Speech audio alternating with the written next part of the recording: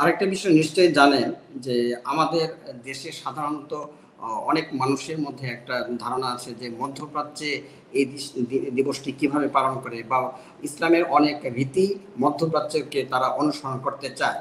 তো মধ্যপ্রাচ্যের দেশ, বিশেষ করে সৌদি আরবে, এই দিবসটি নিয়ে কোনো তেমন উদযাপন হয় না, যেটা আমরা জানি।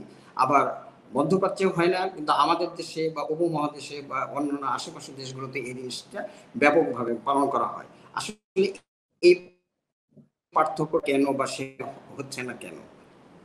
আচ্ছা, আমাদেরকে প্রথমে এটা ক্লিয়ার করতে হবে যে ইসলাম পালনের মানদণ্ড কি মধ্যপ্রাচ্য, ভারতীয় উপমহাদেশ, ইউরোপ, আমেরিকা? কোনোটাই না। মানদণ্ড কি? মানদণ্ড হচ্ছে কোরআন এবং হাদিস, কোরআন এবং সুন্নাহ।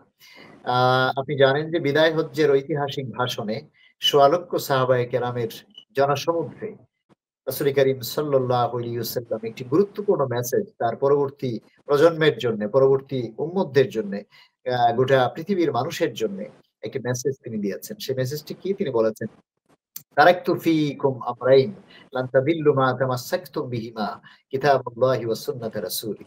আমি তোমাদের কাছে দুটি জিনিস রেখে যাচ্ছি, তোমরা যতদিন ওই দুটো জিনিসকে আঁকড়ে থাকবে ততদিন তোমরা পথভ্রষ্ট হবে না। সেই দুটি জিনিস কি? একটি হচ্ছে আল্লাহর কোরআন, আর একটি হচ্ছে নবীর সুন্নাহ বা হাদিস।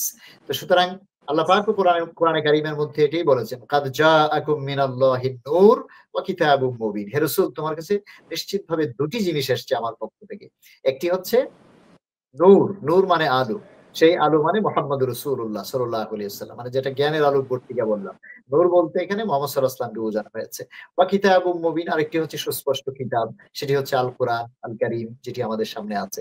সুতরাং কোরআন এবং হাদিসের মধ্যে যা আছে আমরা কিন্তু সেটাই অনুসরণ করব, অনুকরণ করব। মধ্যপ্রাচ্যের মানুষ, ইরানের মানুষ, পাকিস্তানের মানুষ, ভারতের মানুষ, বাংলাদেশের মানুষ অথবা ইউরোপ আমেরিকার মানুষ কোনটা করে সেটা কিন্তু আমাদের মানদণ্ড না। এখন আসি, মধ্যপ্রাচ্যেও ঈদে মিলাদুন নবী, সিরাতুন নবী, রসুলের জীবন আদর্শের প্রচার প্রসার, সেই কাজগুলো কিন্তু সেখানেও হয়। সেখানে যে হয় না তা না, হয়তো আমাদের ভারতীয় উপমহাদেশ একটু বেশি হয়। এবং এই এলাকায় বেশি হওয়ার একটি কারণ আছে। আপনি জানেন যে আমাদের এই অঞ্চলে ইসলামের যে আবির্ভাব ঘটেছে ঐতিহাসিক ভাবে, সেটি কিন্তু সুফিজমের মাধ্যমে এসেছে। অলি, গাউস, কুতুব, পীর, ফকির, দরবেশ, হ্যাঁ, এই ধরনের, এই মধ্যপ্রাচ্য থেকে, সিরিয়া থেকে, ইরান থেকে, আপনার তুরস্ক থেকে, আপনার এই সমস্ত অঞ্চল থেকে সুফিরা কিন্তু এখানে এসে ইসলামের প্রচার করেছেন। এবং আপনি উপমহাদেশে খাজা মাইনুদ্দিন চিশতির নাম শুনেছেন।